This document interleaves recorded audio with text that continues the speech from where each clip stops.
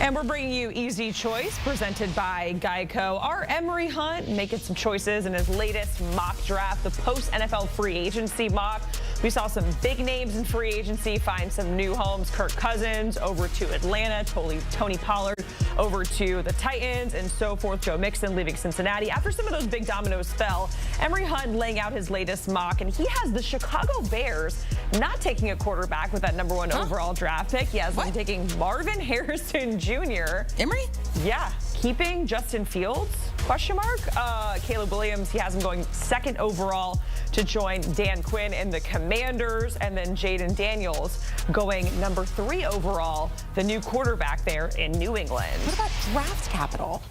Well, we'll ask. We have Emory Hunt here with us, Ryan Wilson, to break down Emory's latest post-NFL free agency mock draft. At the start of the draft there, Emory, or the mock, I should say, you have the Bears sticking with Justin Fields, and the consensus is out there that Justin Fields is not going to be playing for Chicago come next season, but you have them sticking with Fields, taking Marvin Harrison Jr. as another weapon on offense, Emory. Well, to me, Justin Fields is still a franchise quarterback, a very good player. And if I can't get the haul I want for the #1 overall pick, and we can go through 1,000 different scenarios for the #1 pick, but in this case of the mock, I just stood pat and I selected Marvin Harrison Jr. And I know people say, oh, you don't take a wide receiver 1st overall, blah, blah, blah, and Justin Fields this and reset the contract. Listen, when it's week 9 and I'm beating your face in 45-3 and Fields has 300 yards passing, 100 yards rushing, and Marvin Harrison Jr. has 2 catches for 130 yards, I'm going to call time out, and we're going to go live from the sideline and say, I told you so. Take good players, continue to stack the team, and keep the Bears moving forward. Jacqueline, Emory sounds like someone who will hold a grudge. Emory also sounds like he is the band on the Titanic playing the Justin Fields music as he's going down after hitting the iceberg. So, look, I get it. And Emory, we did the draft podcast back in January when Rick was on hiatus, and we both agreed that Justin Fields staying put back in January made sense. But it feels like we're far enough down that road where the Bears are going to be all in on Caleb Williams. And I understand Emory's point, and I heard Amanda say, what about the draft capital? Emory didn't want to do the trade down. In real world, if you're sticking with Justin Fields, you're trading down and getting your bag. I understand that as well. But here's the thing. If you're Ryan Poles, and if you're Matt Eberflus, more importantly, who somehow saved his job, you're out of chances. So you have to get that franchise quarterback. You have to reset that offense. Luke Getz, the offensive coordinator, is now gone. Justin Fields didn't work out in the opportunities he was given, fair or not. And there wasn't a trade market for Justin Fields either, which gives you some indication how the league feels about him. Could he still be good? Absolutely. It's just not going to happen this year for Chicago, because I feel like Caleb Williams is going to be the guy. That said, I understand why you would draft someone like Marvin Harrison Jr., whoever your quarterback is, because he's going to be a special talent. Emory, you seem very passionate about Ryan's comments. Your face is telling us you have a rebuttal. So what do you have to say to Ryan as he called you the, what did he say, the band going down with the Titanic?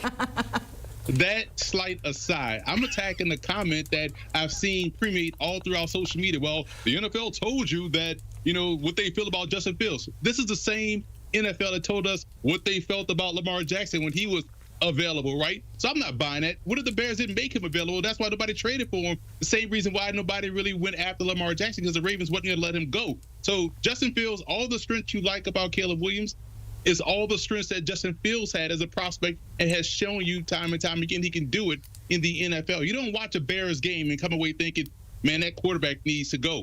No, you said, man, he needs someone outside of DJ Moore. They need more help around that young quarterback. I think that's the right way to go. But if you're going to move off on him, you trade him to an AFC team for a haul. Yeah, you mentioned Lamar, and it feels like the Falcons really could have used a Lamar Jackson last season, and here they are finding a new quarterback in Kirk Cousins not even a year later. Let's talk about the rest of your mock, Emory, because you have 2 quarterbacks going within the top 10. You have Caleb Williams not going to the Chicago Bears, but going to the Commanders, and then Jaden Daniels going #3 overall to the Patriots. But some people might look at this mock, Emory, and say, hey, where's Drake May? So why is he not in the top 10 in this mock?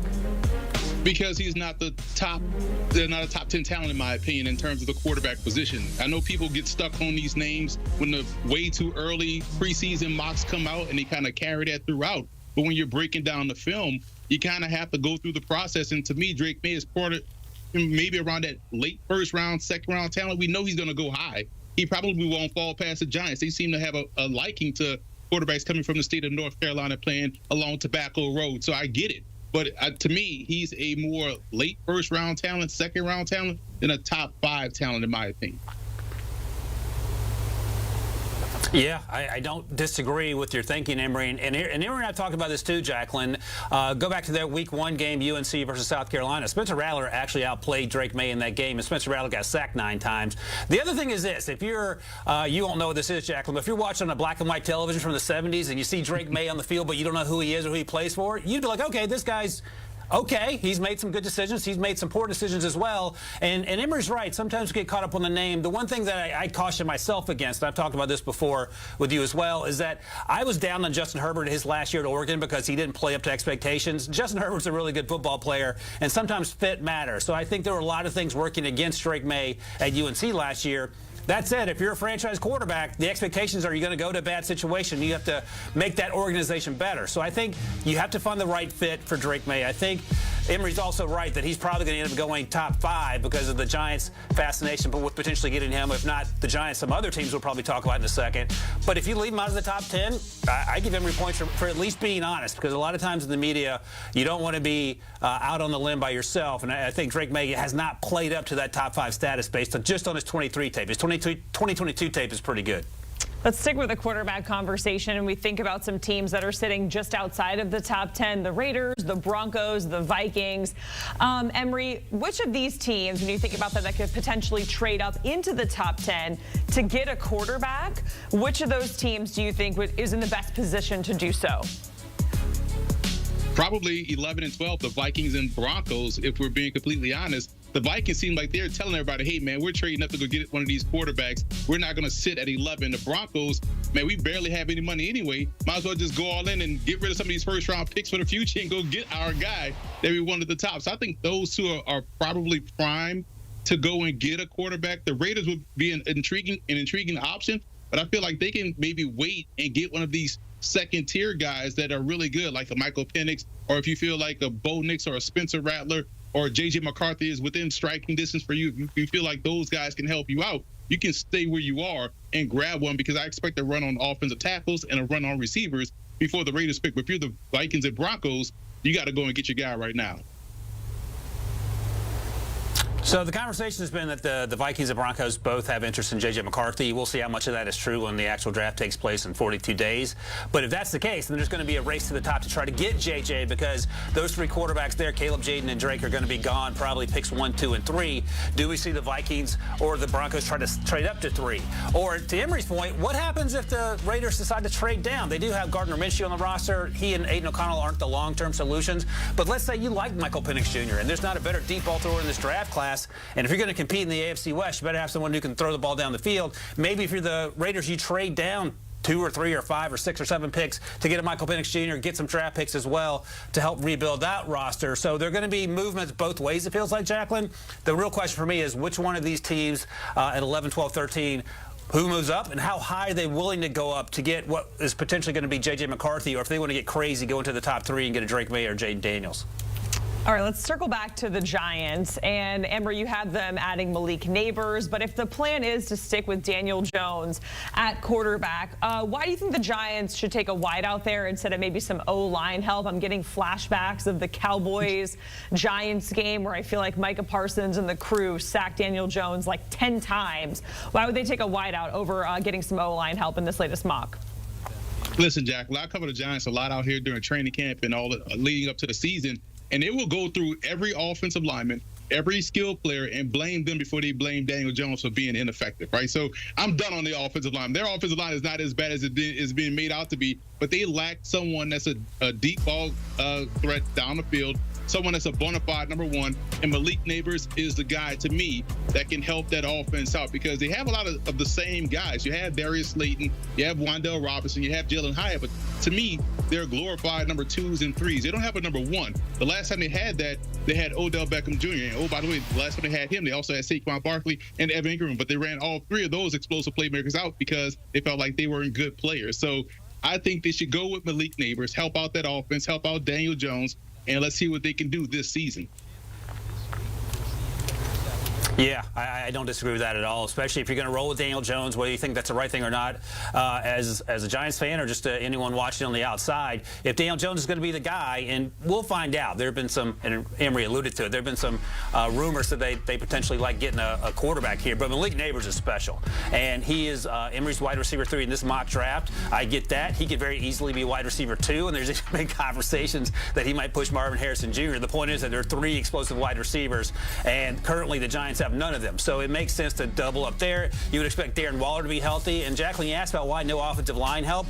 It's not from lack of drafting offensive linemen. It just hasn't worked out with Evan Neal yet. Maybe he can get healthy. But they also signed 2 guys in free agency, John Runyon on the inside, and then Jermaine Illuminor, who played outside for Vegas. He's going to come in and have an opportunity to do that for New York. So they're trying to rebuild that offensive line, protect Daniel Jones, and then go get that pass receiving help. And they can certainly do that if Malik Neighbors is sitting there. We're talking about O-line, teams that need O-line help. And Emory, in this latest mock, you have the Titans, who were very active in free agency, adding Tony Pollard. They were kind of the dark horse candidate that gets Calvin Ridley. But you have them getting some O-line help in your latest mock. Yeah, listen, he's my top tackle overall in the class. I'm a big fan of Fatanu out of Washington, and I feel like he has the athleticism to be creative with that offense. You can put him on the move, get out in the screen game. He can get out on the second level with ease. Sometimes you'll see him make third-level blocks because that's how great of an athlete he is. But this was tough, Jacqueline, because I almost went with Brock Bowers here to double down on some offensive skill player help for their quarterback, Will Levis. But you can't go wrong with offensive line. They need someone up there to help stabilize their front, especially at tackle. And I think Fatanu can do that, and I like him in the spot. Yeah, if you'd taken Brock Bowers here, I would have fired you, because the beating that we saw Will Levis take last year was hard to watch. And you're exactly right, Troy Fatanu. He's not my offensive tackle 1 or 2, but he's up there. He's certainly top 4 or 5. Former volleyball player at a high school, so that's the athleticism that Emory's talking about. He has 34-inch arms. That's the arm length you need to play tackle. There's been conversations about moving him inside, but it feels like every single offensive tackle that doesn't fit the bill, you want to move inside. He's actually pretty good outside, and Emory's touched on the athleticism at the second and third level. You need to be able to move into space, and that's what he offers. He'll line up next to Peter Skoronski's last year's first-round pick, who played at a high level, and he was healthy. And you continue to rebuild that offensive line. They signed Lloyd Cushenberry to play center, moved on from Aaron Brewer. You have Tony Pollard there. You have the explosive playmaker in Calvin Ridley Jr., to go along with what they have in Dre Hopkins and, of course, Treylon Burks. They do have Chikakwanko at tight end, who's athletic. He ain't Brock Bowers, but I understand where Emory's going there. But this is starting to take shape and look like an offense, and one that Brian Callahan, who's coming from Cincinnati, can work with. And it's going to be interesting to see how this team comes together and what they look like in the AFC South, Jacqueline. Emory, Ryan joining us here on HQ, going down Emory's latest mock.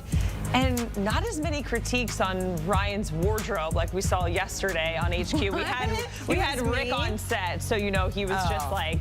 I realized I was thinking about it, who Ryan would be in the Titanic. Who? I think he'd be the old lady. The old lady? Why? Okay. Ryan Wilson, the old lady in the Titanic. You can hear him on the With the First Pick podcast. Our producer was yelling at me. Alongside Rick Spielman. Emory Hunt is on the latest episode, and they are ranking the running backs in the latest draft class. You can download, listen, follow all the things wherever you get your pods, or scan that QR code.